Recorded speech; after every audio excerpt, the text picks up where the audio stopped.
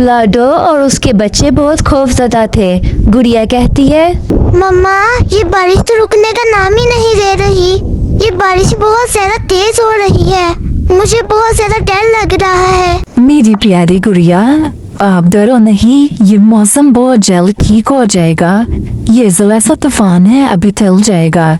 इसमें डरने की क्या बात है, मैं आप लोगों के साथ हूँ ना। लेकिन बेचारी लाडो भी बहुत परेशान हो रही थी। लाडो और उसके बच्चे बारिश के तूफान से बहुत परेशान हो रहे थे। हर जगह बारिश की वजह से तूफान आया हुआ था। फिर सुबह हो जाती है।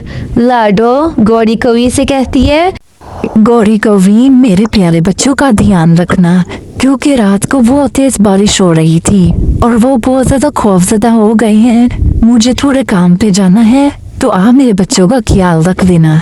गौरी कौवी कहती है, लाडो तुम बेफिक्र हो जाओ, मैं तुम्हारे बच्चों का बहुत ख्याल रखूंगी।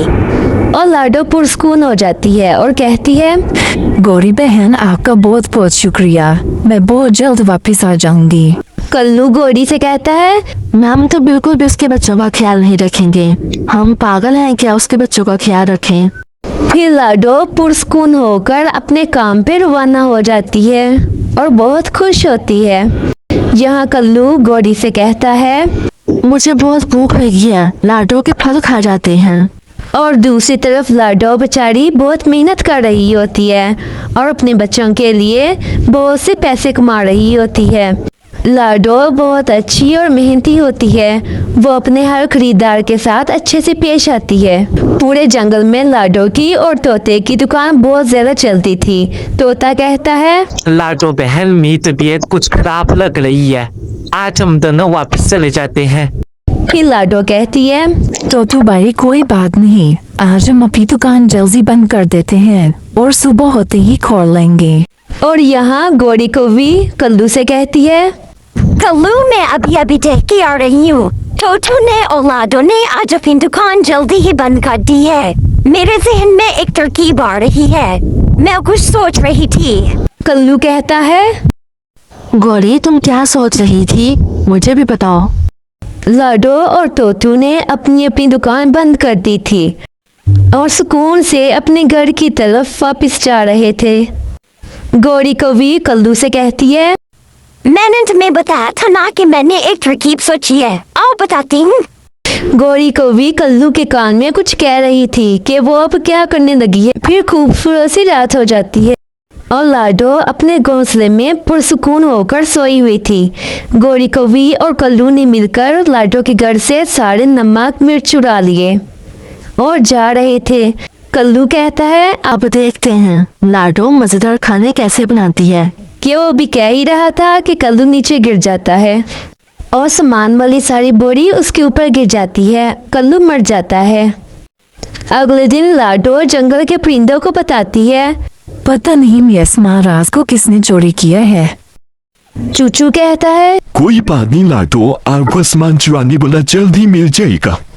और दूसरी तरफ गौरी कौवी बहुत रो रही थी और कह रही थी, सारी गलती मेरी है, अगर हम चोरी ना करते तो आज कल्लू मेरे साथ होता। फिर सुबह हो जाती है और मौसम भी बहुत ज्यादा खराब हो जाता है। हर जगह काले बादल छा जाते हैं और लाडो इतनी तेज तूफानी बारिश में भी अपना काम जारी रखती है और खूब मेहनत करती है और कहती है, अब मुझे चले जाना चाहिए। अगर मौसम ज्यादा खराब हो गया तो मेरा क्या बनेगा, और बच्चे भी घर में अकेले हैं और डर रहे होंगे।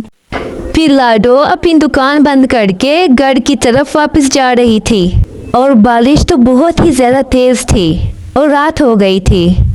लाडो जब अपने घर वापस आई तो कुकू बहुत ज्यादा रो रहा था और गुड़िया कहती है, मम्मा आपने आने में काफी देर कर दी, कुकू बहुत ज्यादा रो रहा था। और दूसरी तरफ बेचारी गौरी कौवी बहुत उदास थी और कह रही थी, मुझे तो बहुत ज्यादा भूख लगी है और कल्लू भी नहीं है जो मेरे खाने का बंदोबस्त करेगा। अब मैं क्या करूं? फिर गौरी कौवी को सामने केले के बहुत ज्यादा दरख्त नजर आए और गौरी कौवी ने केले उतारना शुरू कर दिए। गौरी कौवी केले उतारी रही थी कि उसे कबूतर ने देख लिया। कबूतरिया कहती है, मैं अभी जाके लाडो को बताती हूँ, ये सारे काम गौरी कौवी के हैं, गौरी कौवी ही चोरी करती है। अगले दिन जब कबूतरिया ने सारा वाकया लाडो को बताया तो लाडो कहती है, कोई बात नहीं, गौरी कवि को जल्द ही अपनी गलती का एहसास हो जाएगा। फिर रात हो जाती है और गौरी कवि अपने घोंसले में सोई हुई थी कि तेज हवा का झोंका आता है और गौरी कवि डर के उठ जाती है और कहती है, ये बाहर कौन है, बाहर कौन है, मुझे बचाओ। गौरी कवि बहुत ज्यादा डर जाती है और जाके लाडो को बताती है, लाडो मुझे माफ कर दो, तुम्हारे घर से नमक मिर्च मैंने और कल्लू ने चुराया था और कल्लू साथ मर गया था।